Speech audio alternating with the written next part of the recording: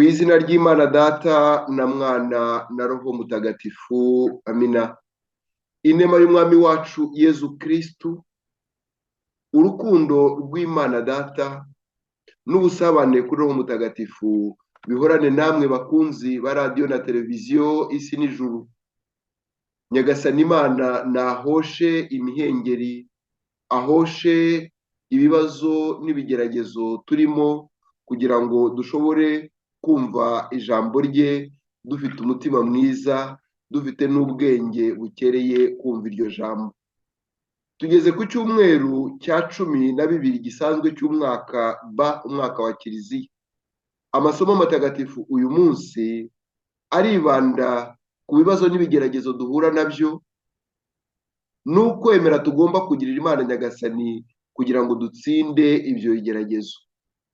Ntabwo byoroshye, turi mu bihe bibi, mu bihe bikomeye, mu bihe by'ibigeragezo, intambara ku isi hose, inzara hirya no hino, guhungeta abantu cyangwa se kubabuza epfo na ruguru, gufunga abantu, yewe ndihanganisha abantu bo mu iseminari y'Izaza, abapadiri bafunze n'abandi bapfushije abana babo mu mashuri, ku maherere, ku bintu bitumvikana, ubwo abana bakubita abandi bakabica, ba bandi bavuye mu gisirikare cyane cyane bajya mu mashuri ariko bajyanywe no kwica abagenzi babo. Bavandimwe rero, amasomo uyu munsi turi bwumve adufashe kujijuka, adufashe gushira ubwoba, kuko ubwoba butuba ubwonko nk'uko Muzehe Matata akunda kubitubwira. Ubwoba butubuza gukora ibyo twagombaga gukora, bukatubuza kuba aho twagombaga kuba, yewe bukatubuza no kumva ibintu uko bikwiye. Umuntu w'umunyabwoba, Abanyarwanda baca umugani ngo ntiyuzura mu gihuru, ntashobora kwihisha ngo yumve ko yihishe, kuko ubwoba nyine bwamutashye bumuvana mu gihuru, ahubwo bukamuha abanzi be bakamubona. Twebwe rero tugomba gushira ubwoba, kuko abari kumwe n'Imana nta kibahungabanya. Abari kumwe n'Imana, abari kumwe na Yezu Kristu ntibahungabana. Nyamara nk'uko turi bubyumve mu isomo rya mbere, Yobu wari intungane yahuye n'ibigeragezo. Nk'uko turi bubyumve mu ivanjiri, intumwa zahuye n'ikigeragezo cy'inyanja. Ikigeragezo kibuzubuza amahoro n'amahwemo, maze bakangura Yezu Kristu wari usinziriye. Ese aho twebwe Yezu Kristu wacu ntasinziriye, bityo natwe tukagira ubwoba kuko turi gukeka ko Imana itari kumwe natwe? Iyo tugeze aho rukomeye, nibwo dutangira gutekereza ibyiza twakagombye gukora. Ese aho ntabwo kenshi dukoreshwa n'ubwoba, tukabwira Imana amasezerano, imihigo tutazahigura? Ese ni bangahe bahora bahigira Imana ngo ninkira ibi ngibi, ningera kuri iki, Nyagasani nzagukorera ibi ngibi, barangiza bikabayobera akavuga ngo sinahiguye umuhigo. Imana nta nubwo tugomba kuyigira imihigo. Icyo Yezu Kristu uyu munsi adusaba ni uko yatwongerera ukwemera kugira ngo tumukunde, tumukundire, tugenze nkawe, tumwige intambwe, tumwige ingendo, tumukurikire, tumukurikize, yewe tumubwire n'abandi tuzi uwo tuvuga. Ntabwo bikwiye rero ko twakigisha abandi ngo ntibagire ukwemera kandi twebwe nta kwemera dufite. Umuririmbyi w'umunyarwanda Yohani Batista Byumvuhore niwe arimbye ngo niba ubwoba ufitiye abo bayobozi burenze ukwemera ufitiye Imana, uko kwemera kwihorera ntacyo kukumariye. Niba ukwemera dufitiye Imana, dufitiye Kiliziya, kutarenze ubwoba abanyapolitiki b'abagome, b'abicanyi, abakinduzi, cyane cyane abari muri Afurika y'ibiyaga bigari ndavuga bamwe babiyogoje Burundi muri 72 bakabiyogoza mu Bugande muri za 86 kugeza ubwo Bugande bufashwe, bakabiyogoza mu Rwanda muri 94, bakabiyogoza muri Kongo kuva muri 98, bakabiyogoza muri Sudani. Uyu munsi hakaba hari intambara n'imidugararo biteye ubwoba. Abo ngabo bakomeza kwica abantu. Niba ubwoba badutera burenze kwemera dufitiye Yezu Kristo, uko kwemera tukureke ntacyo cyo kutumariye. Ni ukwemera nka kwa kundi nyine kwa babandi Bikira Mariya yavuze ngo ni ukwemera kwazanye n'ubuhakanyi.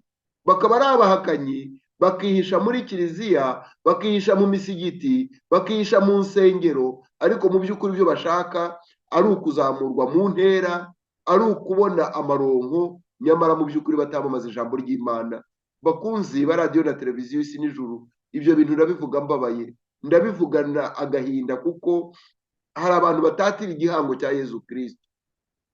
Iyo baduha amasakaramentu, isakaramentu ry'ubusaseredoti, cyane cyane icyiciro cy'ubudiyakoni, hari aho batubwira ngo ibyo wigisha ubyemere, ukaba umuhamya w'ibyo wemera, umuhamya w'ibyo wigisha. Uyu munsi bya bindi bajya bavuga ngo kuba misiyoneri bavugaga ngo uje wumva ibyo mvuga ntukarebe ibyo nkora, byabaye noneho agahomamunwa. Ibivugwa muri kiliziya byigishwa imbere ya ritari no ku ijambo igitereko cy'ijambo ry'Imana ntabwo ari byo dukora mu buzima bwa buri munsi. Ibyo rero birababaje kandi biteye agahinda. Ariko nk'uko tugiye kubyumva muri iyi ndirimbo ya Mihigo Kizito w'Ikibeho igiye kutwinjiza kugira ngo twumve amasomo, ntabwo nubwo ikibi gifite imbaraga ntigifite ijambo rya nyuma. Ikinyoma ngo kizamuka kiruka muri za sanseri, ukuri kukazamuka muri esikariye, ariko kukazagerayo.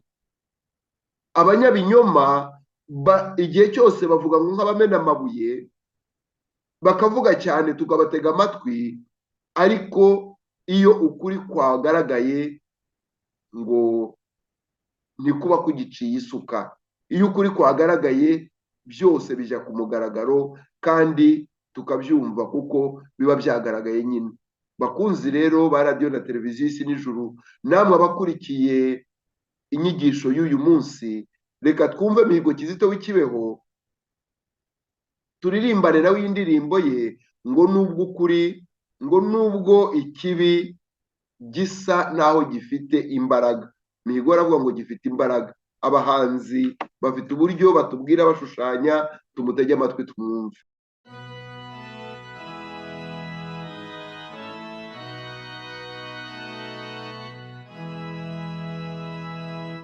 Nubwo ikibi gifite imbaraga, nubwo isi ya none ikunda ikibi ikakimika, ikakigira umuco wayo, sinashobora kwibagirwa amasezerano twagiranye. Ubwo nari nitaruye ibi byose biturangaza, bikaduha n'imatwara, bigatuma umubisha avuga ati ngaha aho bamugamiye nzahabatemera mbagushe ntibabimenya. Karame mungeri mwiza, karame muyobozi mwiza, karame, karame soko y'ibyiza, karame mubyeyi udukikiye. Nahera hengera ntimwimye amatwi,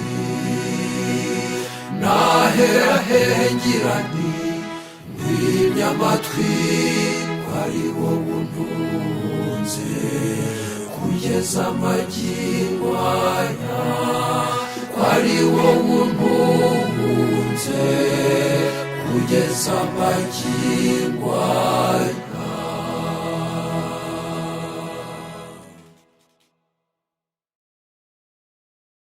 Arakoze Mihigo Kizito w'ikibeho uturirimbiye ati nubwo ikibi gifite imbaraga ariko ntabwo bituma nibagirwa urukundo rw'Imana. Urwo rukundo rw'Imana rero ruduhe kumva ko Imana iri kumwe natwe, Imana yaremye byose, Imana idukunda birenze urugero, idashobora kudutererana n'imbere y'ibibazo n'ibigeragezo duhura nabyo. Nyagasani ari kumwe natwe. Dukunda kuvuga ngo nuba mu by'Imana, Imana izaba mu byawe. Twemere rero Imana ibe mu byacu kuko natwe twemera yuko turi mu by'Imana. Isomo rya mbere, isomo ryo mu gitabo cya Yobu. Yobu umutwe wa 38 umurongo wa mbere kugeza ku murongo wa 8 kugeza kwa 11. Uhoraho asubiza Yobu mu nkubi y'umuyaga agira ati ninde wafatishije inyanja inkombe ebyiri igihe yapfupfunukaga mu nda y'isi, maze nkayisesuraho ibicu nkayikindikiza ibihu bibunditse, nayishingiye urubibi nyitangiriza inkombe n'ibigomezo, ndavuga nti uzagarukira hano ntuzaharenga, aha niho ingufu z'imivumba yawe zizacogorera. Iryo ni ijambo ry'Imana. Dushimiye Imana.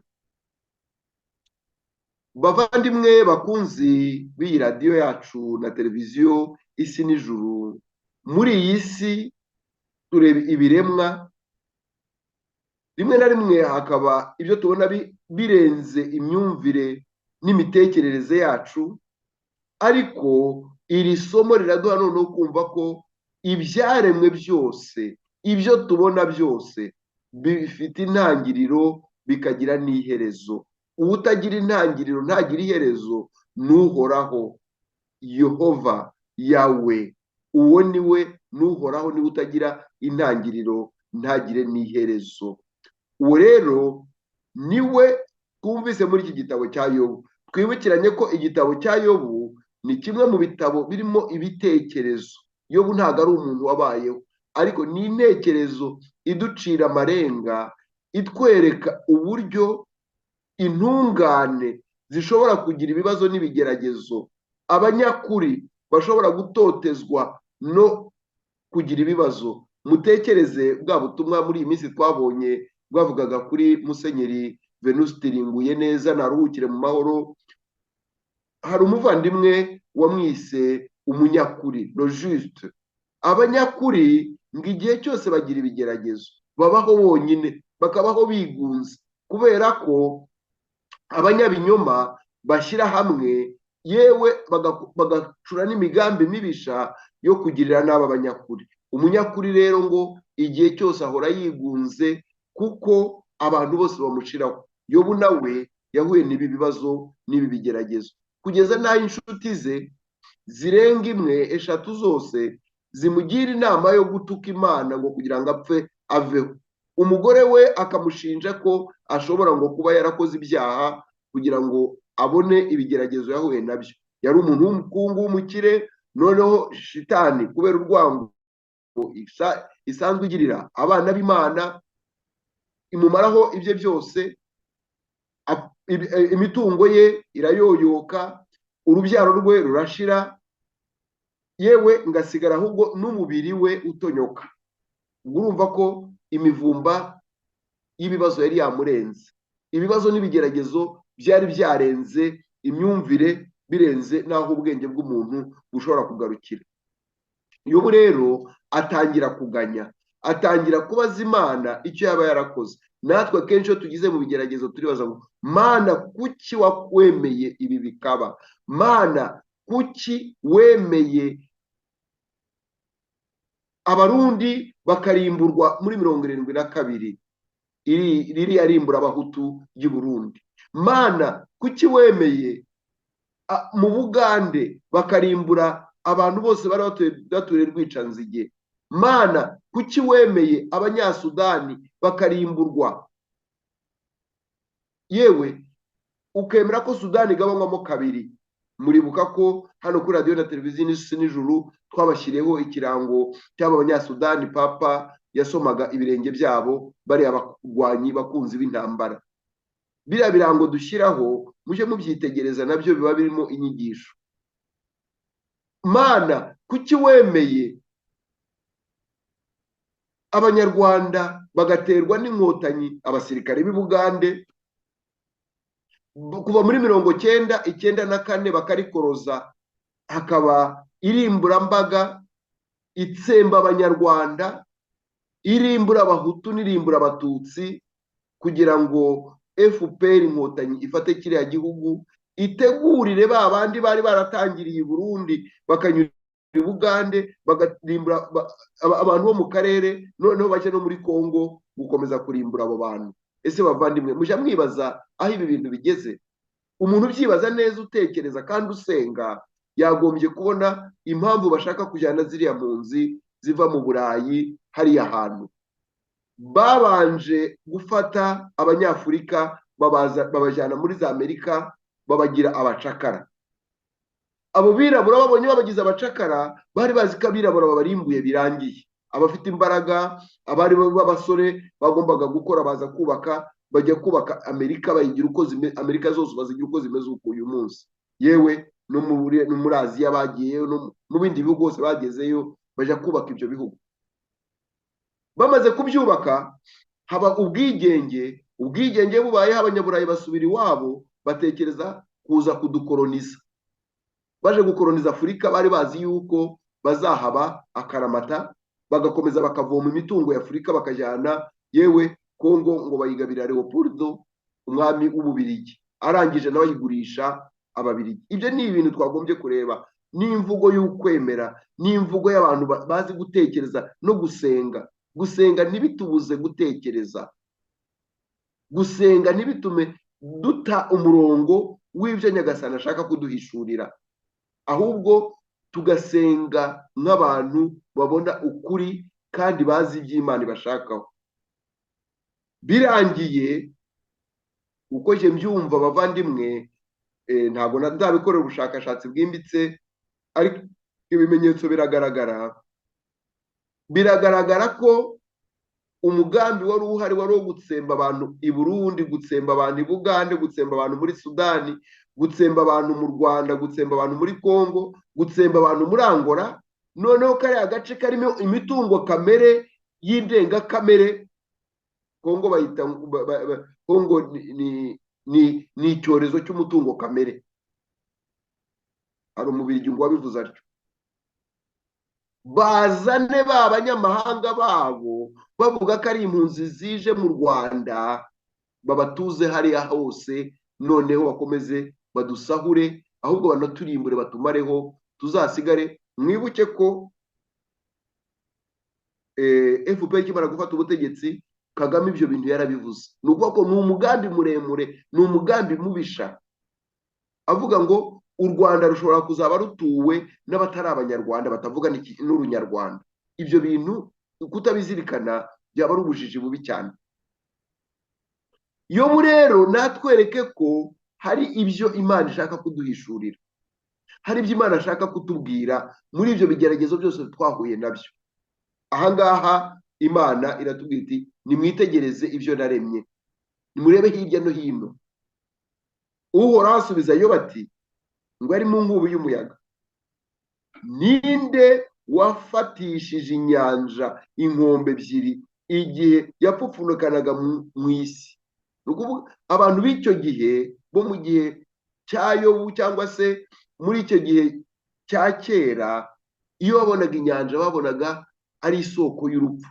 Inyanja iramutse irenze inkombe yarengera abantu bakarimbuka. Abaturiye inyanja cyangwa se tuyumva ku maradiyo, tukabona ku mateleviziyo uburyo ibihugu nka za Repubulika Dominikana n'ibihugu nka za Haiti, amazi ajya barengera, yewe no muri Amerika ya ruguru biba bya serwakira, imiyaga ikaza ikarengera abaturiye inkombe, ku buryo amazu yabo agasenyuka n'imitungo yabo yose ikayoyoka, bakazongera bagatangira bundi bushya. Iyo inyanja rero irenze inkombe, abahaturiye irabarimbura. None aha ngaha Imana avuga iti, ninde washyizeho imipaka akabuza amazi kuza ngo yapfupfunukaga mu nyanja gaze arengere isi? Nyagasani agakomeza ati, maze nkayisesuraho ibicu. Inyanja n'ibicu hejuru, ibicu muzi ko ari amazi iyo ashyushye azamuka agakora ibicu. Nkayikindikiza ibihu bibuditse. Abagenda hejuru mu ndege tujya tubona ukuntu hejuru y'ibicu, iyo uri hejuru y'ibicu amazi yo hasi utayabona, ayo agabanya uko ibicu biba bibuditse aho ngaho. Nayishingiye urubibi.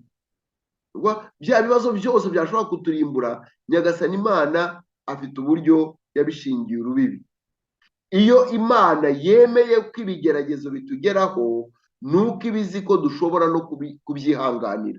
Ntabwo Imana ishobora kwemera ko ibigeragezo bitugezeho tudashobora kubyihanganira. Uyu munsi uwatekereza neza yareba bari Abanyafurika bari guharanira ko Afurika yasubirana ubwigenge n'ubwisanzure, maze abatwaraga imitungo yacu bajya kuyigwizaho bakaba barekeye aho ngaho. Ubwo icyo gihe twashimira biriya bihugu byo muri AES, ni ukuvuga Mali, za Nigeri, bariya basirikare batangiye kubwira Abafaransa bati, nimurekere aho ngaho, turabihaze naho bigejeje, ntidushobora kwemera kubahakwaho igihe cyose ngo tubahe imitungo yacu, mwebwe mubeho neza, twe tubeho nabi. Aho naho niho no mu Rwanda twagombye kugera, tugatinyuka tukavuga tuti, ngo umuntu ngakurikira inzoka mu mwobo akayibyaza ubukana. Umuntu akagukurikirana ngaje kuguhungeta naho wahungiye, ariko wagira ngo igihe ni iki ngiki cyo kugira ngo umuntu nakubwira ngo ndaje kuguhungeta, nawe ugerageza umuhungete. Kuki abantu badashira ubwoba ngo umubwire uti, noneho niba ushaka kumuhungeta nanjye ndaguhungeta, duhungetane? Ubwo bwoba butuma abantu bahora bihishahisha twabukuye hehe? Ubwo bwoba butuma abantu batinya kuvuga bwavuye hehe? Abari mu gihugu ndabumva imbere, kuko uvuze bakurigisa, bagufunga, bakwica. Ariko mu gihugu harimo abavuga. Ndazirikana ba Idamange, Nakomere, n'intwari y'Abanyarwanda. Ndazirikana ba Karasira, n'intwari y'Umunyarwanda. Ndazirikana ba Rashidi, ni abantu b'intwari bari gutinyuka kuvuga. Izo ntwari zatinyutse kuvuga tuzigire icyitegererezo, ahubwo tuzubakire n'inzibutso, tuzubakire ibibumbano, tuvuga tuti aba bantu baharaniye kuvuga ngo nta munyarwanda ugomba kuba umucakara mu gihugu cye, nta muntu ugomba kuba ingaruzwamuheto mu gihugu cye, twese dufite uburenganzira bungana. Ndi gutekereza kuri ibi byo kuvuga ngo tubwira ngo naha bigarukiye, ayo magambo nahagarukiye, gushyiraho urubibi. Gushyiraho urwo rubibi, twagumye no gushyira urubibi ku bantu nka ba Rutayisire. Ndavuga Pastor Rutayisire, nagize kubona video abantu bari gukwirakwiza, ningira amahirwe azumva ibi ngiye kuvuga.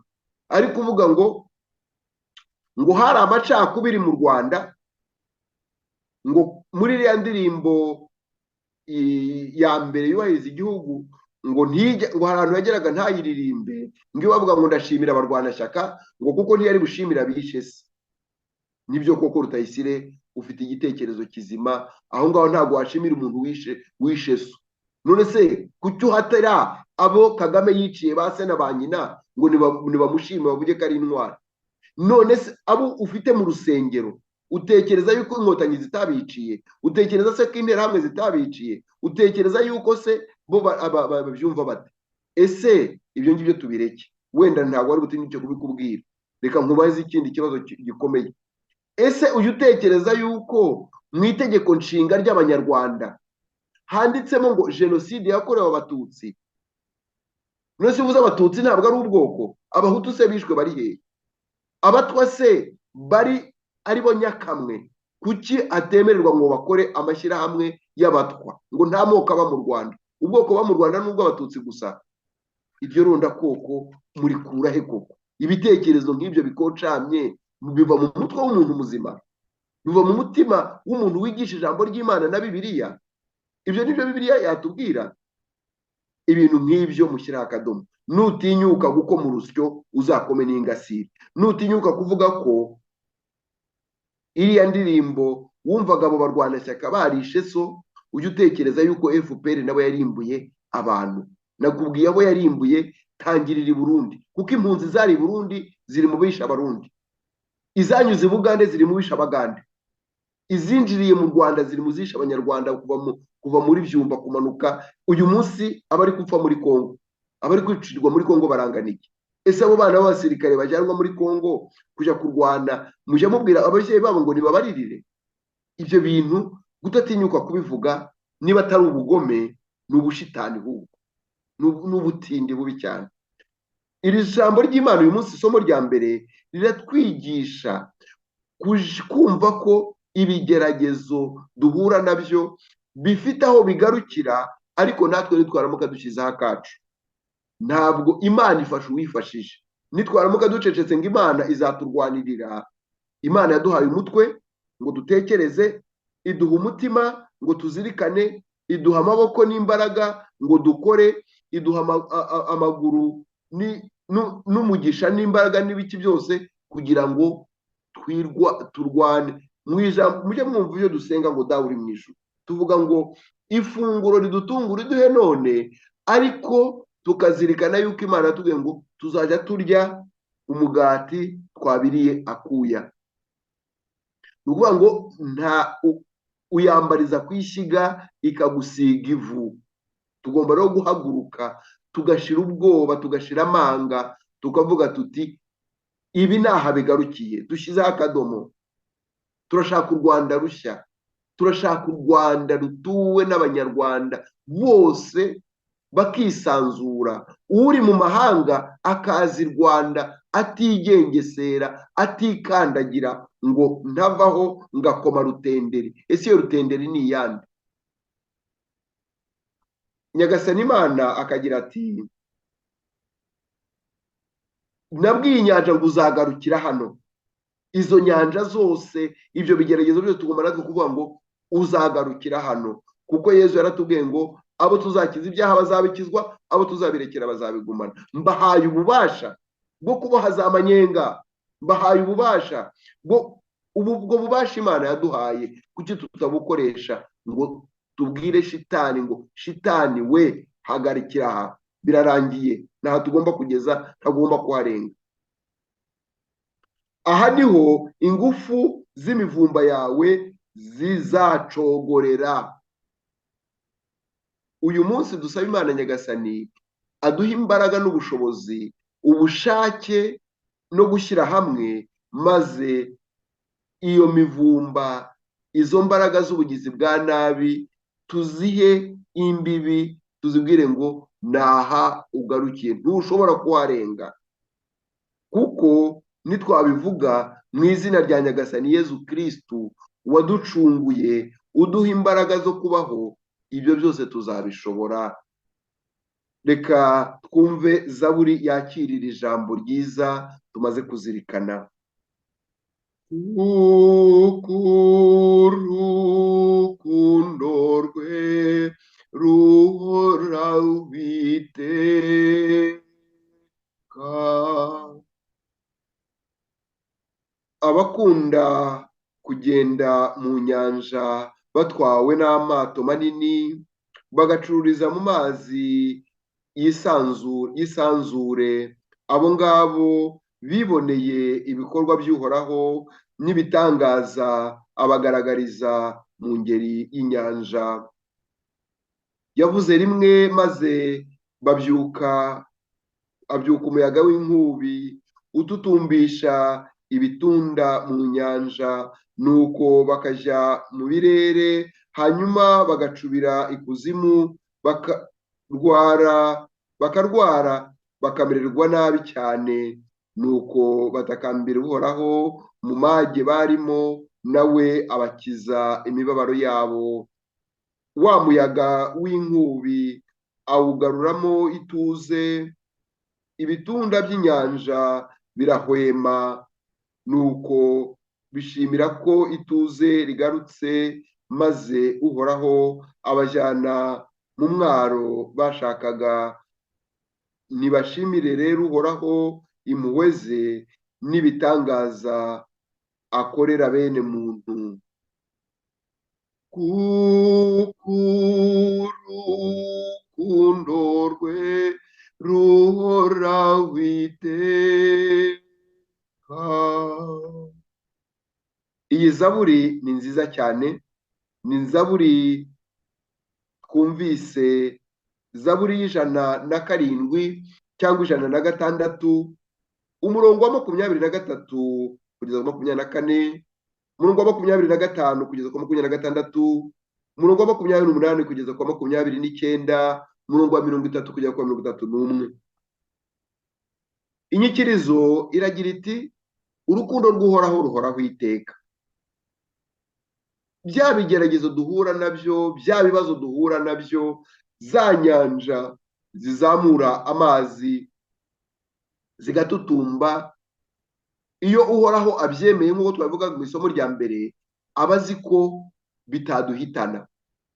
Uhoraho ntaduha kwikorera imisaraba irenze ubushobozi n'imbaraga zacu. Iyo Nyagasani yemeye ko ibigeragezo bitugeraho, nuko abazi nuko tuzashobora kubyihanganira tugakomeza urugendo. Icy'ingenzi rero ni ugukomeza umutsi, ni ugukomeza urugendo, ni ukutadohoka. Icy'ingenzi ni ugukomeza tugatera intambwe tujya imbere, nta gutsitara ku bitsinsino kwa kundi nkunda kujya mbyibutsa.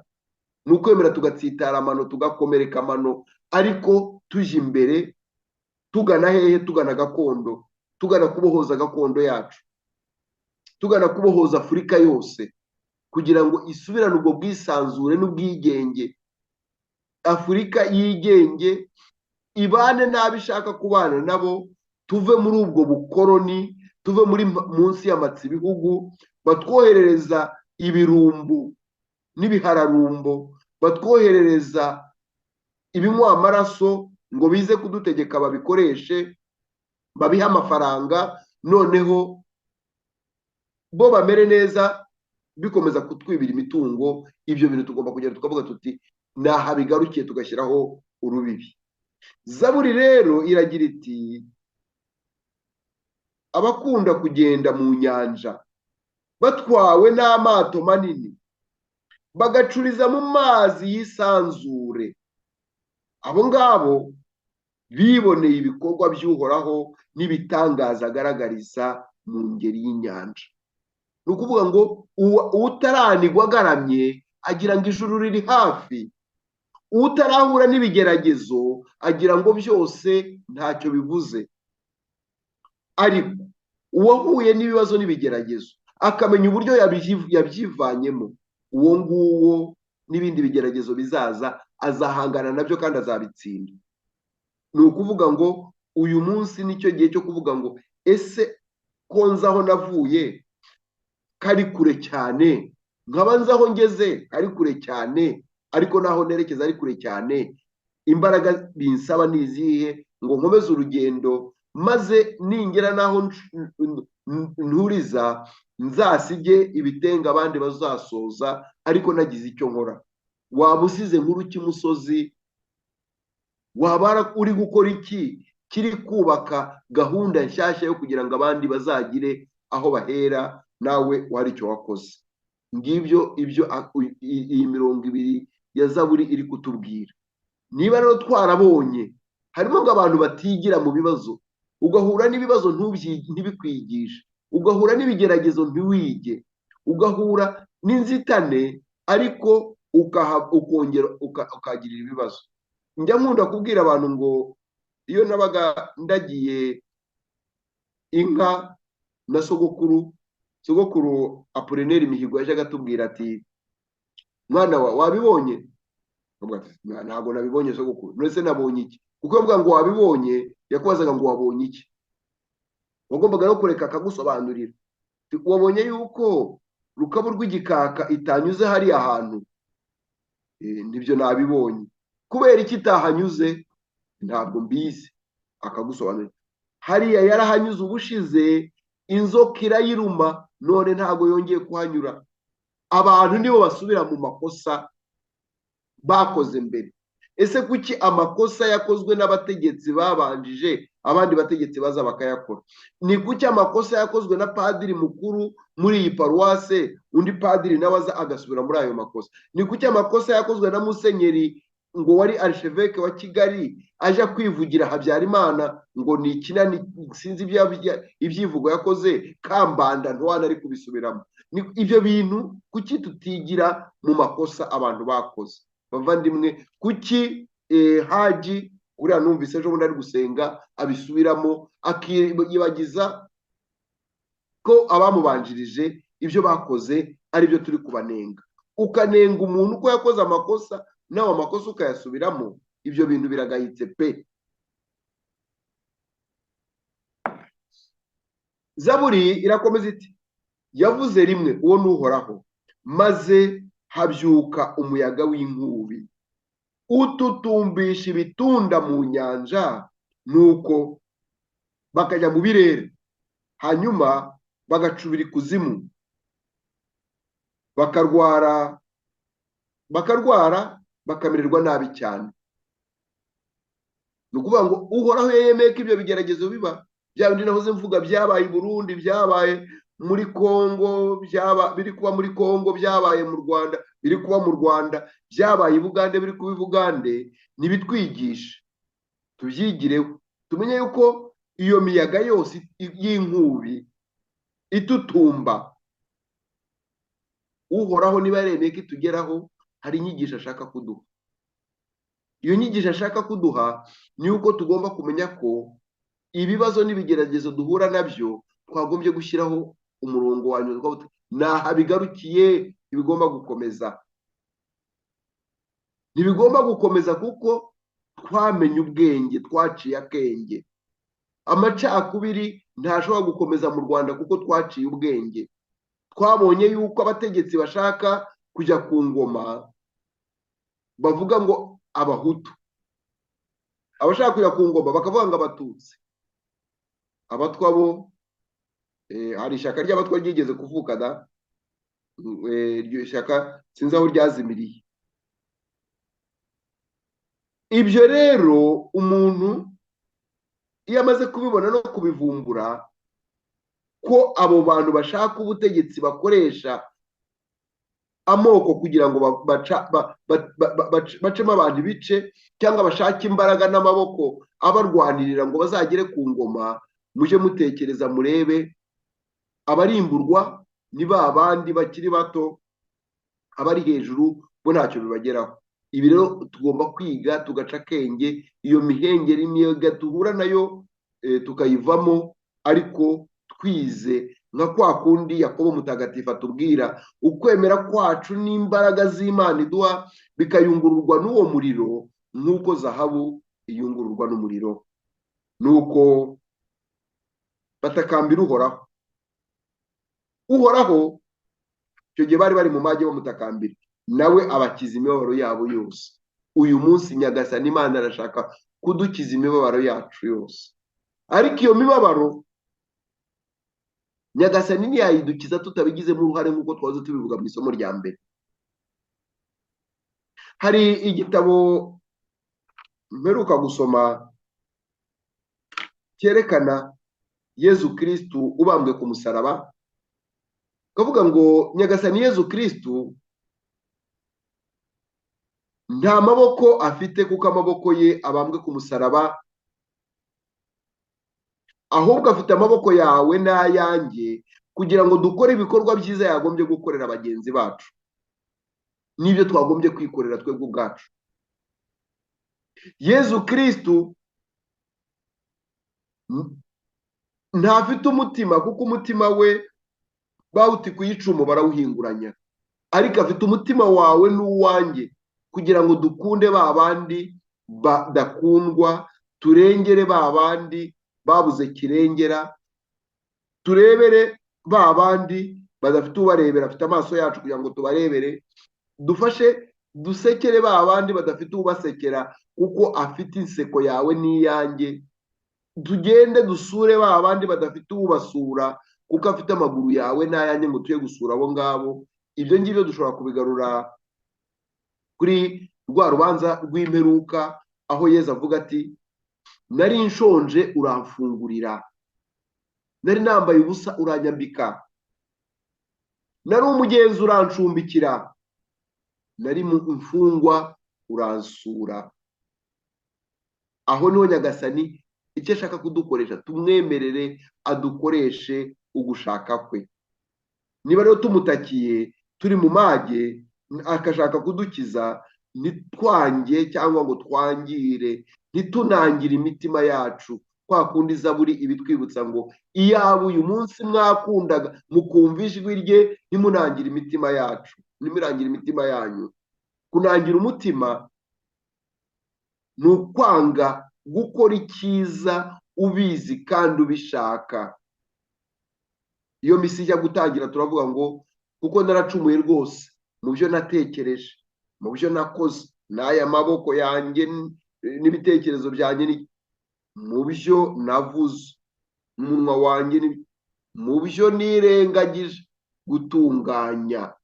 Bavandimwe, ibyo twirengagiza gutunganya ni byinshi, dukwiye kubitekerezaho kandi tugashyiramo ubushake, kandi ushatse arashobora. Uhoraho rero Nyagasani, uwo muyaga w'inkubi nawugaruremo ituze. Aho niho ruzingiye, niho inyigisho y'umunsi iri. Umuyaga w'inkubi utubuza amahoro, Nyagasani Imana uyu munsi yafashe icyemezo cyo kugaruramo ituze. Iryo tuze rero kugira ngo turigereho hari ibigomba gukorwa, turaza kubyumva mu isomo rya kabiri. Iryo tuze hari ibigomba kugerwaho, turaza kubyumva muri iryo somo rya kabiri, yewe ndetse no mu ivanjiri. Tugomba gukangura Nyagasani wa Imana, Nyagasani ntasinzire cyangwa ngo twibagirwe ko turi kumwe nawe, ari mu bwato bumwe natwe. Nuko bishimira ko ituze rigarutse. Bishobora kuba uyu munsi, bishobora kuba ejo, bishobora kuba ejo bundi, kuko imyaka 1000 mu maso y'Imana ni nk'umunsi w'ejo wahise. Nta kurambirwa rero, nta kurambirwa, nta gucika intege. Ibi nibyo Papa Francisco atubwira muri rwa rwandiko rwe, njya nkunda kubibutsa ko nirwo rwandiko rwa gahunda ye y'ubutumwa bwe n'iki gihe cy'ubupapa. Ubu rwandiko yise ngo Evangelii Gaudium, ivanjiri y'ibyishimo cyangwa ibyishimo byo kwamamaza ivanjiri. Ibyo byishimo kugira ngo tubigereho, Papa Francisco aratubwira ngo ntimwemere ko hagira umuntu ubiba ukwemera. Hari abantu bashaka kutwiba ukwemera kwacu, bakaduha ibyabo muri za ndirimbo tuya turirimba, bagashaka kutwambura amahoro y'Imana yaduhaye, bagashaka kuduha amahoro yabo bazanye ku ruhembe rw'umuheto. Ayo mahoro ntabwo ari amahoro. Amahoro nk'ayo mwirimbi, bimwe nkunda kubarimba, ntabwo mwirimbi abapfu ntibarwana, ariko ntabwo hari amahoro. Amahoro yo mwirimbi nuko abapfu ntibatongana, ariko nta mahoro ahari. Mwirimbi, yewe tureke no mwirimbi, tuje muri za nzibutso aho batanditse amagufwa y'abacu ngo bayacuruze mu bakerarugendo. Mwari mwabona ariya amagufwa atongana, ntibajyana amagufwa y'abahutu n'iy'abatutsi bakayita ngo ni abatutsi baje jenoside. Ariya amagufwa waya baramenya yagira noneho kuri 6,000,000. Namwe mumbwire wafata umugambi, ubwo mbivuze cyangwa ubwo tugiye kubivuga, buriya bashobora gufata umugambi wo kugenda bayagabanya kugira ngo atazarenga izo miliyoni bavuga, ya miliyoni imwe bavuga. Uwafata umugambi wo kubara amagufa ari mu nzibutso z'u Rwanda uyu munsi yagera kuri angahe? Ibyo rero ariko nashakaga kuvuga, mubona yuko yibereye aho ngaho ariko ntatongana, ntibarwana, mugira ngo ni amahoro se? Ntabwo ari yo mahoro dushaka. Amahoro dushaka amahoro y'abantu babana, ibintu byaba bitagenda neza bakabiganiraho, ibintu byaba bigenda neza bakabyishimira hamwe. Ubwo nibwo bukristo, ubwo nibwo butwari. Ibyo nibyo Nyagasani dushakaho, kumenya kumutakambira, ariko ibyo atubwiye tukamenya no kubiganira hagati yacu. Ubwo nibwo buvandimwe, nibwo tuzashobora gushimira uhoraho, tukamushimira impuhwe ze, tukamushimira ibitangaza bye. Ibyo akorera mwene muntu ni byinshi, kandi akabikorera mwene muntu akoresheje bene muntu. Dusabe Nyagasani Imana adukoreshe ibyo bitangaza, cyane cyane igitangaza cyo kwisubiza gakondo, kandi ntituyigaruze kugira ngo kuzuze imifuka yacu n'inda zacu n'abacu bagire imitungo, ahubwo gakondo isubirane ituze, ubwigenge n'ubwisanzure bw'abayituye bose. Abanyarwanda bumve ko ari Abanyarwanda, Abarundi bumve ko ari Abarundi, Abagande bumve ko ari Abagande, Abakongomani bumve ko ari Abakongomani, ko bashobora gukoresha imitungo yabo kamere, nta muntu ubahagaze hejuru, nta muntu uza kubasahura. Icyo gihe abakristo ntitwagera ubwo tubivuga ku mugaragaro, tukiyama abanyapolitiki badukoresha amafuti, tuzaba tubaye abahanuzi. Ese ingabire y'ubuhanuzi twahawe tuyikoresha dute? Reka kumve isomo rya kabiri. Isomo ryo mu ibaruwa Pawulo Mutagatifu intumwa yandikiye Abanyakorinto ba kabiri, umutwe wa 5 umurongo wa 14 kugera 17. Bavandimwe, urukundo rwa Kristo ruraduhihibikanya iyo tuzirikanye ukuntu umwe yapfiriye bose, bikaba rero ko bose bapfuye, kandi koko yapfiriye bose kugira ngo abariho bataberaho bo ubwabo, ahubwo babereho uwabapfiriye kandi akazukira kubakiza. Nicyo gituma kuva ubu nta muntu n'umwe tukimenya ku buryo busanzwe, ndetse na Kristo niba twarigeze tumumenya ku buryo bw'abantu, ubu ntitukimumenya dutyo. Bityo umuntu wese uri muri Kristo yabaye ikiremwa gishya, ibishaje byarayoyotse, none ngaha byose byahindutse bishya. Iryo ni ijambo ry'Imana. Dushimiye Imana. Bakristo bavandimwe, hano Pawulo Mutagatifu yandikira Abanyakorinto, tujye tumenya ko Abanyakorinto ari bari abaturage nyine bo mu Bugereki, hakurya ya Misiri na Tunisia na Maroke, wambutse inyanja ya Mediterane. Bari bafite imyumvire, cyane cyane n'uyu munsi iyo ukurikiye mu myigire, mu biganiro, imyumvire ishaka kugaragaza yuko urupfu ari nk'agafunguzo kabohora roho, maze roho ikajya kongera kureba ibitekerezo kwa kundi Plato yabyigishaga. Ngo umubiri ni nk'imva, iyo mva umubiri ufungiyemo, umubiri roho ifungiyemo, iyo roho ivuyemo uwo mubiri usigara urabora, ariko roho ikajya muri ibyo bitekerezo. Aha ngaha ni ukuvuga ngo iyo Pawulo Mutagatifu atubwira ati urukundo rwa Kristo ruraduhihibikanya, urwo rukundo noneho rugiye gusenya wa mupaka utuma tumenya abantu ku buryo bw'umubiri, ku buryo busanzwe, tukabamenya ku buryo bwa roho, ku buryo bw'umwuka, nk'uko abavandimwe bacu bo mu Baporoso no mu madini cyane cyane y'ibyaduka babivuga. Ariko hari icyo bavuga ngira ngo tugorore, kuko kitavuga ibintu by'imyumvire igezweho uyu munsi, aho bavuga ngo mfite umubiri. Ufite umubiri ninde ufite umubiri se? Ndi umubiri. Uwo mubiri iyo ubaye umubiri, ni umubiri urimo iyo roho n'umubiri iyo bitandukanye, ntago biba bikiri wa muntu wuzuye. Ahangaha niho twagombye kumva neza. Aha rero none urukundo rwa Kristo ruduhihibikanya, rudufasha kumva iki? Iyo tuzirikanye ko umuntu umwe, nk'uko Adamu, umuntu umwe, Adamu, tubyumve neza, Adamu ni uburyo bwo gusobanura uko twabisobanuye mu cyumweru cyabanjirije gishize.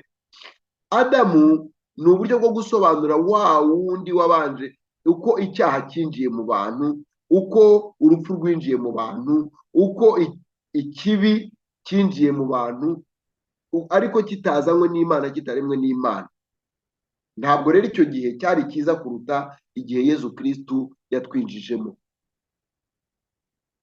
Yezu Kristu azanye igishya, hari igishya atuzaniye.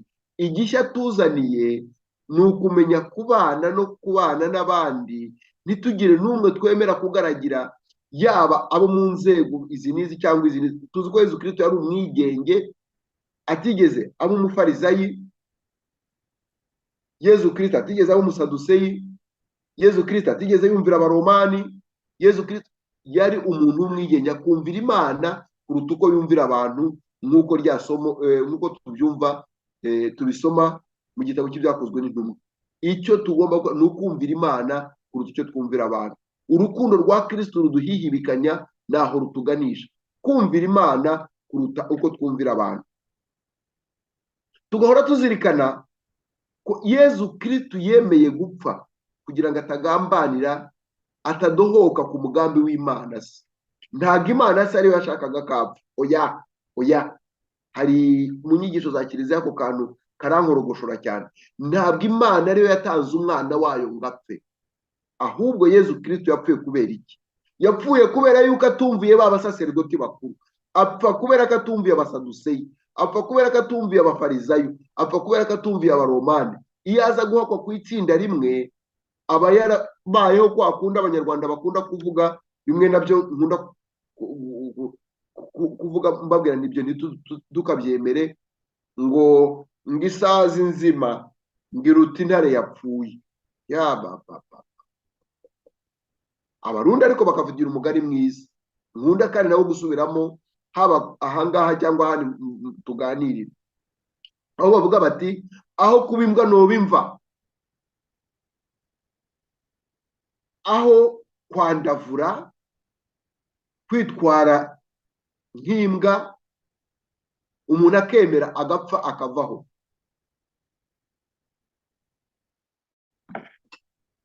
Yezu Kristo rero yemeye gupfa kubera ko yanze kwitandukanya n'Imana ishaka, akanga kumvira ibyo abantu bashaka cyangwa se ibyo abantu baremekanya. Yapfiriye bose, wowe nanjye, Abanyarwanda, Abarundi, Abagande, Abakongomani, Abazungu, Abirabura, Abashinwa, abo bose Yezu Kristo twese yaradupfiriye, araducungura. Yewe n'ibiti n'amabuye n'iki byose, byose yaraducunguye. Yashaka ko byose bihinduka bishya, ikaba isi nshya, bikaba n'ijuru rishya, kwa kundi tubisoma mu gitabo cya Isayasi. Iryo si nshya n'ijuru rishya ntabwo tubigeraho, kuko ukwemera n'ubuhakanyi bigendana.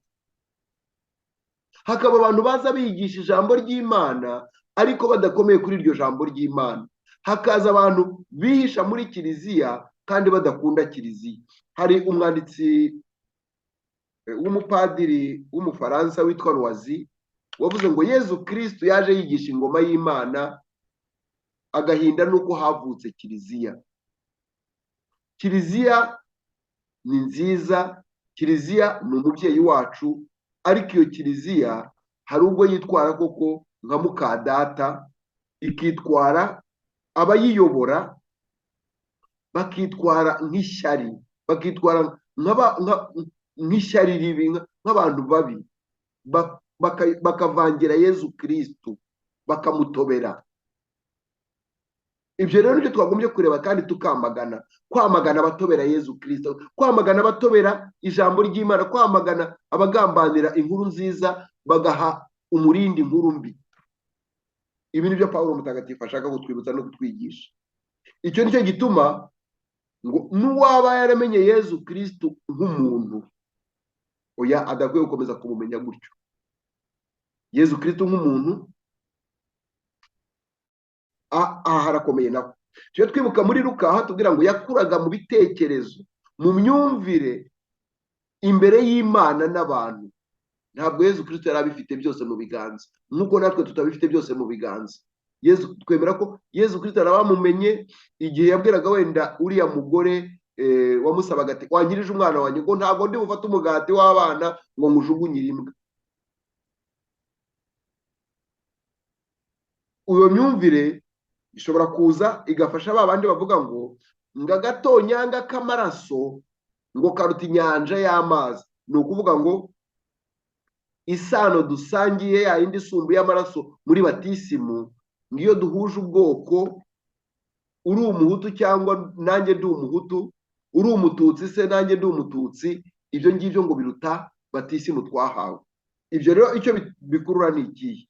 Bikurura yuko iyo umuhutu w'i Burundi ari gukora amarorerwa, umuhutu wo mu Rwanda yumva nta kibazo. Umututsi wo mu Rwanda yaba ari kwica abahutu mu Rwanda cyangwa yabiyogoje, abatutsi b'undi bakumva nta kibazo. Ibyo byagombye gusenya ya mipaka, nuko twabyumvise mu isomo rya mbere, tugashyiraho akadomo tukavuga ngo ya umwicanyi ni umwicanyi, umugome ni umugome, umugizi wa nabi ni umugizi wa nabi, ntabwo tugomba kumwemerera ko akomeza kugira nabi. Mu izina ry'Imana, mu izina ry'ivanjiri twamamaza tukavuga ngo bigarukiye aho, ntabwo bishobora gukomeza. Ibyo rero kugira ngo umuntu abigereho, ingabire y'ubuhanuzi dusabire ko yanga ingabire y'ubuhanuzi itugereho, kwa kundi twabivuze muri Zaburi, kandi dukomeza kubigarukaho. Bityo umuntu wese uri muri Kristo, witwa umukristo, abikiremwa gishya, maze ibishaje muri we biyoyoke, byose nibihinduke bishya. Guhinduka bishya nta kundi, ni kwa kundi twavuze ko ya mivumba za nyanja bigomba guhagarara, ahubwo noneho tukagira uburyo bushya bwo kumva no kumvikana no kumvikanisha ibyo twemera n'ibyo tuzi. Reka tureke Mihigo Kizito adufashe kwitegura kwakira ivanjiri, aturirimbira aka karirimbo ke keza.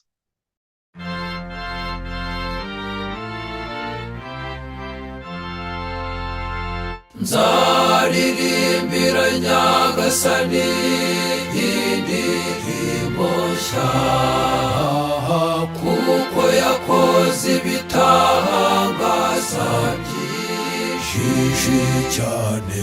Nzamuratama maze nimuririmbire kandi mucurangire Nyagasani, mumurate mumushime, mumusenge mumukunze, mumuratira batamuzi, twizihizwe no kumutura ibitambo. Mu gihe cy'amage nzamuramya, mu gihe cy'amahoro nzamukuza, nzamuririmbira nkomeje nshyize amajwi hejuru. Nimuririmbire kandi mucurangire Nyagasani, mumurate mumushime, mumusenge mumukunze, mumuratira batamuzi, twizihizwe no kumutura ibitambo. Nubwo bayoyotse abafite urwango bakaganza, nzajya ndirimba uwaturemye, soko y'urukundo. Nimuririmbire kandi mucurangire Nyagasani, mumurate mumushime, mumusenge mumukunze, mumuratira batamuzi, twizihizwe no kumutura ibitambo. Nzaririmbira Nyagasani indirimbo nshya, kuko yakoze ibitangaza byinshi cyane. Nzamurata mpamamaze.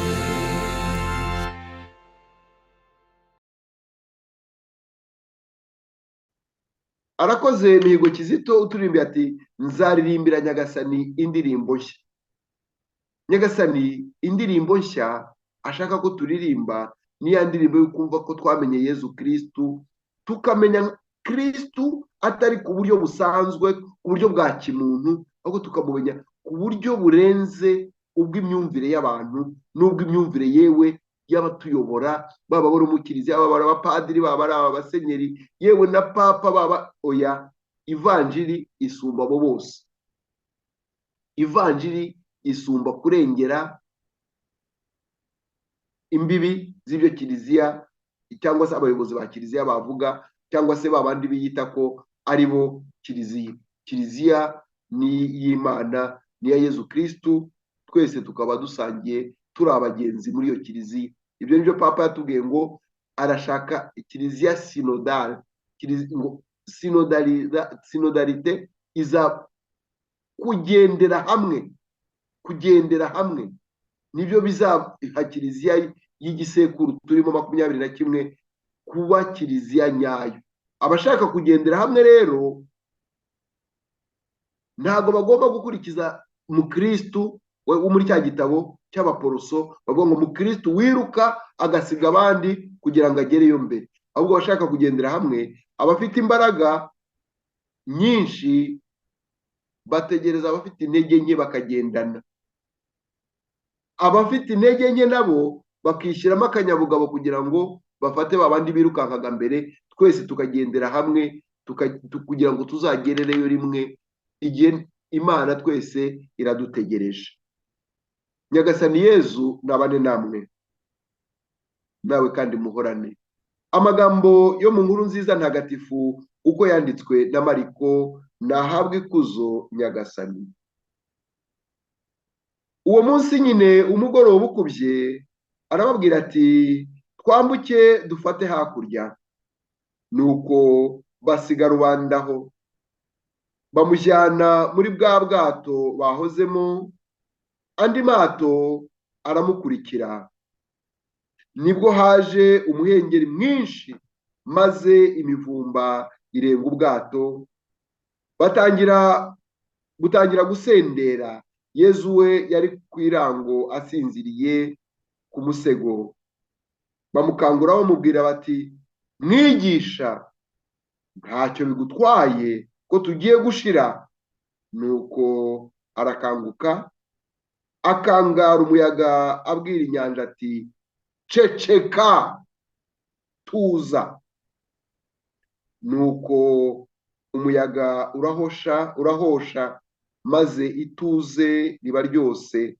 Hanyuma arababwira ati icyabateye ubwoba ni iki? Mbese ntimuragira ukwemera? Iyo n'ivanjiri ntagatifu. Aragasingizwa Yezu Kristu. Bakunzi ba radiyo na televiziyo Isi n'Ijuru, uyu munsi natwe mu nyigisho y'uyu munsi tuzirikane byimbitse nk'uko twatangiye tubivuga. Intumwa zari kumwe na Yezu mu bwato, ariko haje imihengeri, haje ibibazo babona yuko bikomeye, bumva yuko ahubwo bibashiriyeho, ariko ntibahunze ubwato ngo bihishe cyangwa se bacece, cyangwa ngo batabaje Nyagasani. Baravuga ati Nyagasani, ntacyo bikubwiye ko tugiye gushira, kuko twabivuga muri ya Zaburi ngo babonye bikomeye batabaje Uhoraho, Uhoraho arabarengera, arabatabara. Natwe rero dufite umutabazi, dufite umuvunyi, dufite Nyagasani Imana udozaho ijisho kugira ngo tudahungabana. Tumutabaze, tumwiyambaze, kuko ari kumwe natwe, ntabwo azadutererana. Yarabidusezeranije ati nzaba ndi kumwe namwe kugeza igihe isi izashirira. Ayo masezerano rero tuyemere, kandi adukure hahandi habi muri bwa bwoba butubuza gukomeza urugendo. Iyi vanjiri ya Mariko muri umutwe wa 4, aho tugeze handi Yezu yari ari kwigisha, yabona abantu babaye ikivunge, noneho akaja mu bwato agatangira kwigisha, akabigisha birambuye. Ngo ntabwo yigishaga ngo avuge igihe gito, yarigishaga pe, akiba inyuma akababwira bakumva. Noneho hageze akanya, bamaze umugoroba ukubye, abwira abigishwa ati twambuke dufate hakurya. Kwambuka gufata hakurya, duhindure aho twari turi, tuje n'ahandi. Papa aravuga ngo azahitamo, Papa Francisco ngo nahitamo kiliziya yakomeretse, kiliziya yiyanduje kubera gusohoka, aho kuba muri kiliziya yirirwa yibungabunga kubera yuko idashaka kwiyanduza no gukomereka. Nahitamo kiliziya yagiye guha umugisha ba bandi kwita yuko badakwiye umugisha. Nahitamo kiliziya yagiye gusura abayidamange na bakarasira muri gereza, aho guhitamo kiliziya yirirwa yambaye imishanana, birirwa bambaye za ngofero n'inkoni bazenguruka ngo baratanga imigisha. Nahitamo kiliziya yagiye gusura abantu bo muri Kangondo ikabahumuriza, aho kwa kiliziya ngo yiriwe yakoze imitambagiro n'imishayayo ngo bagiye Ikibeho cyangwa se bagiye mu yindi misozi nashaka kuvuga. Ibyo ngibyo ntabwo ari bibi, ariko ibyo byonyine ntabwo bihagije. Biradusaba ko rwose pe kumva ko kiliziya igomba kuba kiliziya iri kumwe n'imbaga y'Imana, kiliziya izi guhindura umuvuno, kumenya kugendana n'abana b'Imana, kumenya gusura ba bandi bakeneye yuko tubasura. Rwa rubanza rw'imperuka twakomojeho, ntabwo bazatubaza ngo wavuze amashapura ngahe, ntabwo bazatubaza ngo wasomye misa zingahe, ntabwo Yezu Kristo azatubwira ngo wakoze imitambagiro ingahe, wakoze ingendo nyobokamana zingahe. Izo ngendo nyobokamana zagombye kuba izo gukomeza bya bikorwa by'urukundo, bya bikorwa by'impuhwe akenshi twirengagiza byo muri Matayo 25. Nuko basiga rubanda aho ngaho, bajya mu bwato, baragenda, ariko nubwo bari kumwe na Yezu, nubwo Yezu yari kugendanaga nabo, ntabwo imihengeri, ntabwo ibibazo n'ibigeragezo byabarebeye izuba, ahubwo ngo imihengeri myinshi maze imivumba irenga ubwato, ahubwo butangira gusendera. Kiliziya y'Imana ni kenshi bayigereranyije n'ubwato. Muri za 89 nibuka neza, ababyibuka ngo bazabinyibutsa kuko abumva ibi biganiro byacu bajya banyibutsa byinshi. Hari inyandiko mu Rwanda yazengurukaga, ndakeka ari muri kinyamateka, yitwaga ngo ubwato mu muhengeri. Ubwo bwato mu muhengeri ntabwo bwari ikindi, bwari u Rwanda. Urwo Rwanda rwari ruyobowe na Emerenide n'Abashiru, bari barigize akaraha kajya he, ku buryo umuntu wese mwahuraga yavuga ngo uzi ico ndico. Ukumva n'umuntu wo mu Gisaka, umuntu wo mu Buganza, umuntu wo mu Rukiga, kugira ngo yumve ko akomeye, avuga ngo uzi ico ndico. kugira yumvikanishe nyine ko avuka mu Bushiru. Uyu munsi ibyo nabyo mu Rwanda murabyumva, nubwo byatangiye kugaragara, abantu bamwe twagenda tubivugaho gutya bakabireka. Umuntu kugira ngo yumvikanishe ko yavuye i Bugande cyangwa se kavuga Urwongereza, akaza rwose nta n'ibyo azi, ukumva ngo iyo so ayikuye hehe?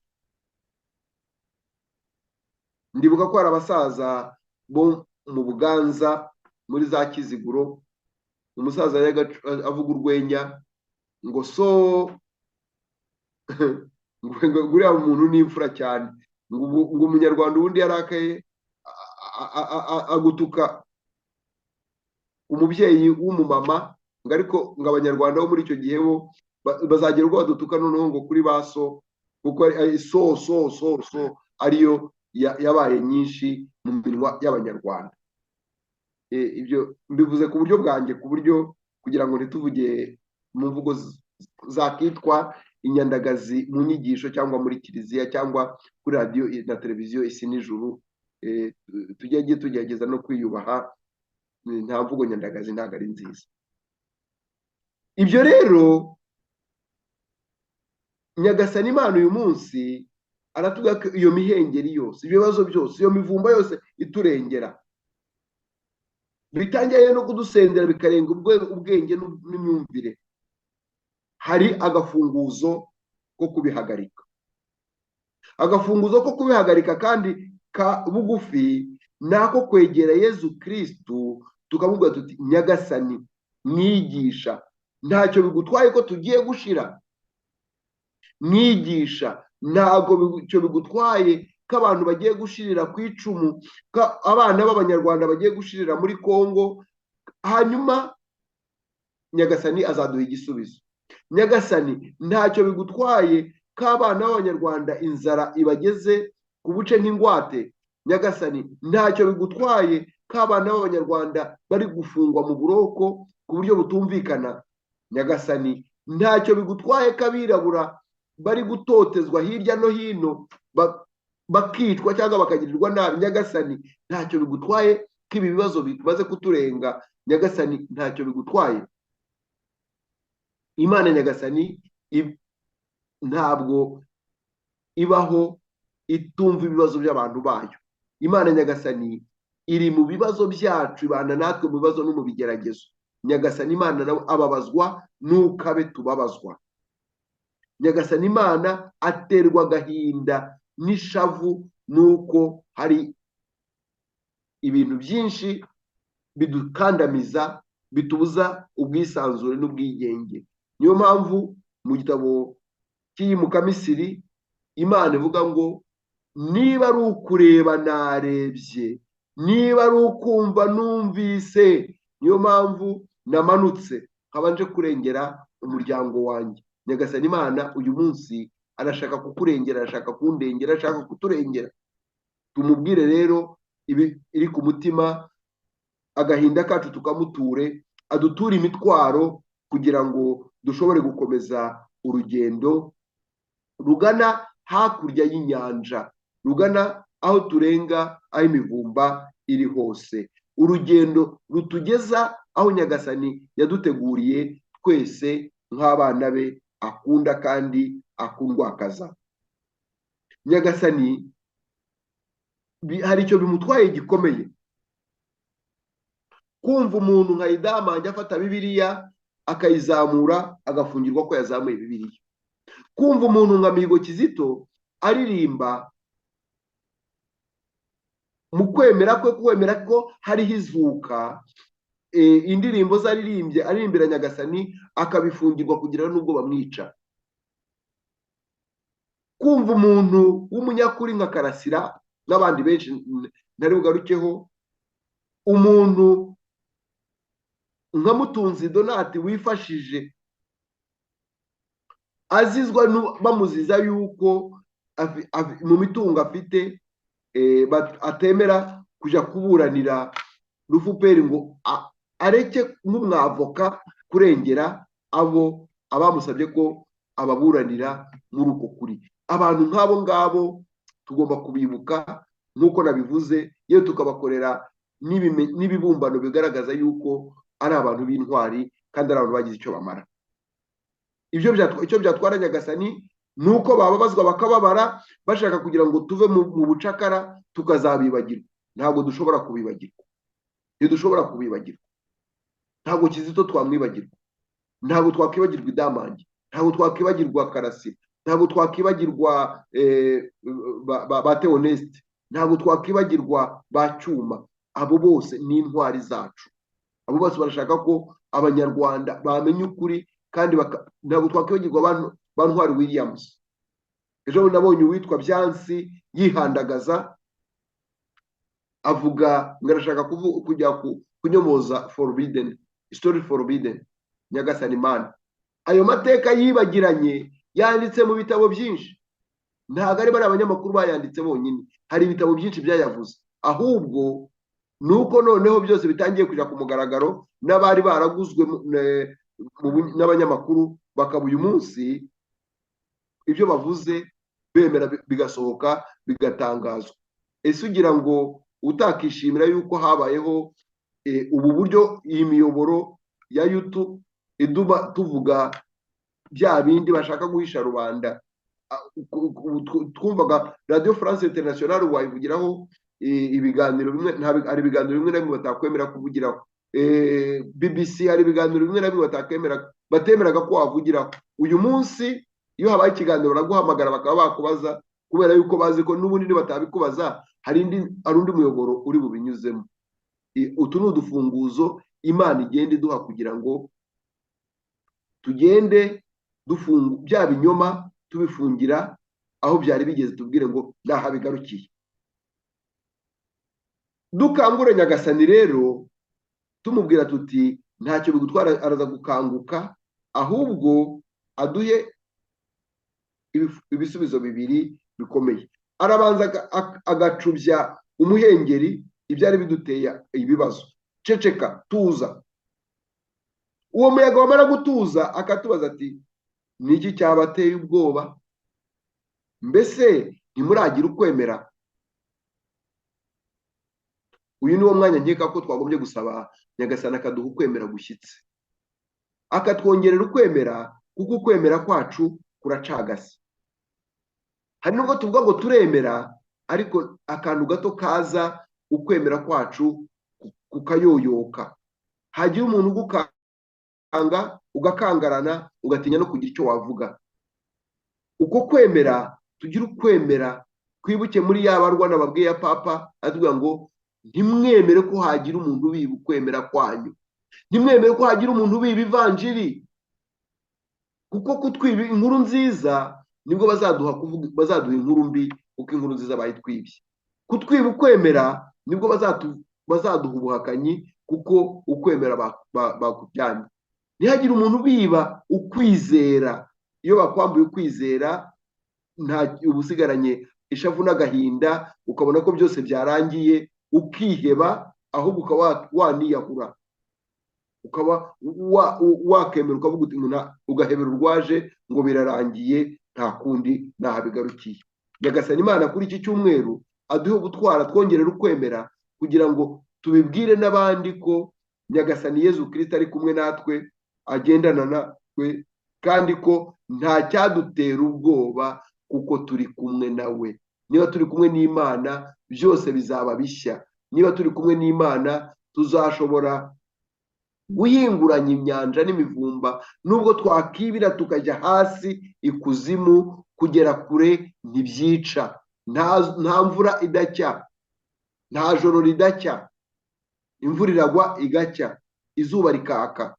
Ntabwo rero ikibi gifite imbaraga nk'uko twabyumvise mu ndirimbo ya Kizito, ariko ntabwo gifite ijambo rya nyuma. Ntabwo cyatubuza kuririmbira Nyagasani indirimbo nshya yashyize mu mitima yacu. Ntabwo byatubuza gukangura Nyagasani tuvuga tuti Nyagasani, ese ntacyo bigutwaye? Yakanguka akavuga ati ceceka, umuyaga ugahusha, noneho tukambuka tukarenga ibibazo tujya mu kuri. Twumve Mihigo Kizito aturirimbire iyi ndirimbo ye ya Bikira Mariya w'ikibeho maze dusoze duhabwa umugisha.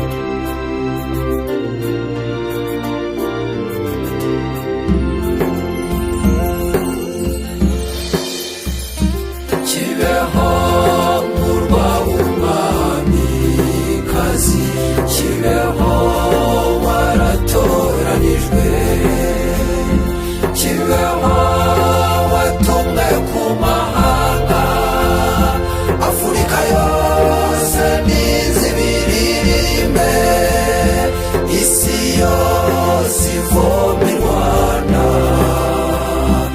icyo yari yarabuze mu bantu. Kibeho ukwiye kuganwa n'abantu b'amahanga yose, kuko waratoranijwe, Afurika yose nizibiririmbe, isi yose ivoma iwacu icyo yari yarabuze mu bantu. Kibeho murwa w'umwamikazi, Kibeho waratoranijwe, Kibeho watumwe ku mahanga, Afurika yose nizibiririmbe, isi yose ivoma i Rwanda icyo yari yarabuze mu bantu. Kibeho urakizihirwa n'inganzo z'abahanzi, Kibeho warahanuye, Amerika yose nizibiririmbe, isi yose ivoma iwacu icyo yari yarabuze mu bantu. Kibeho murwa w'umwamikazi, Kibeho waratoranijwe, Kibeho watumwe ku mahanga, Afurika yose nizibiririmbe, isi yose ivoma i Rwanda icyo yari yarabuze mu bantu.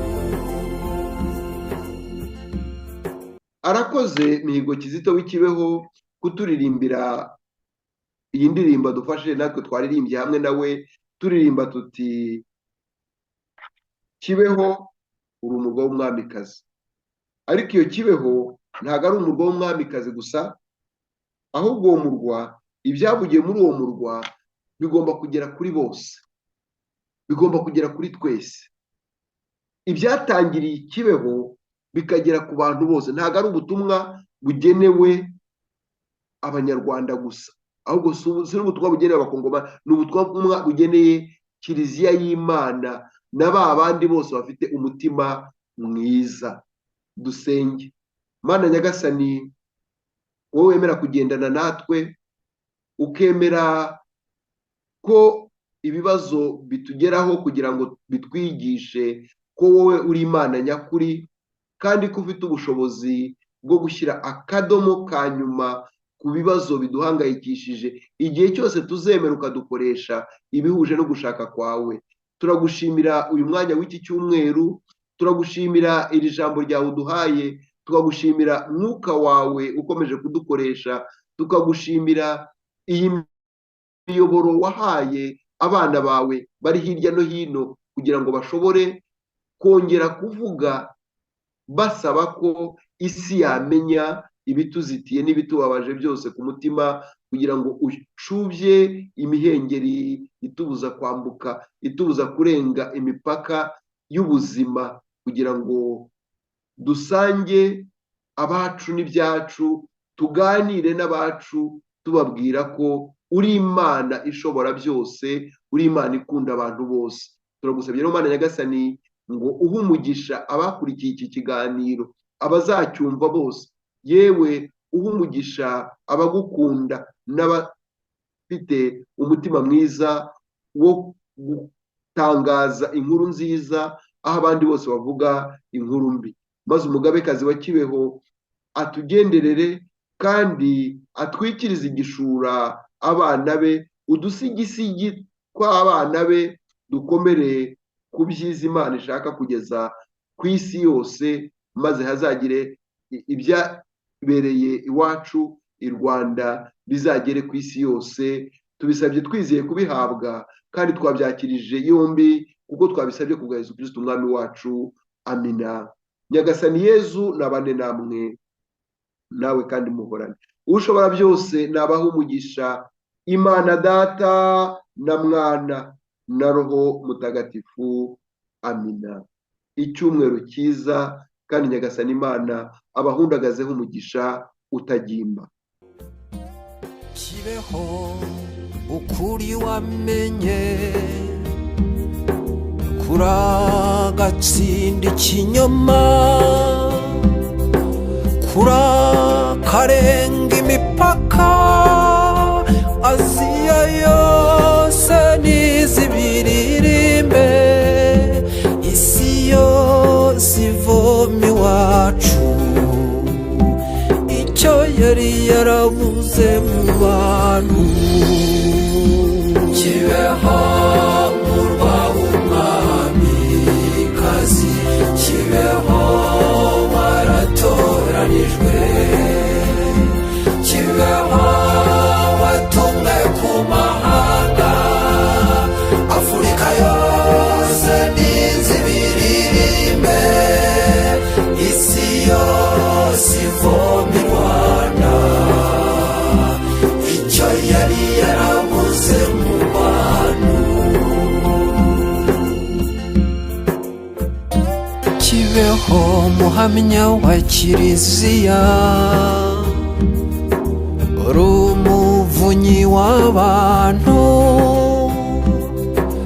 barakaza bakugane, uburayi bwose buze buririmbe, isi yose ivoma iwacu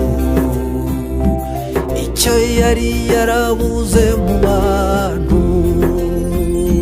Kibeho murwa w'umwamikazi, Kibeho waratoranijwe, Kibeho watumwe ku mahanga, Afurika yose nizibiririmbe, isi yose ivoma i Rwanda icyo yari yarabuze mu bantu. Kibeho murwa w'umwamikazi, Kibeho waratoranijwe, Kibeho watumwe ku mahanga, Afurika yose nizibiririmbe, isi yose ivoma i Rwanda icyo yari yarabuze mu bantu.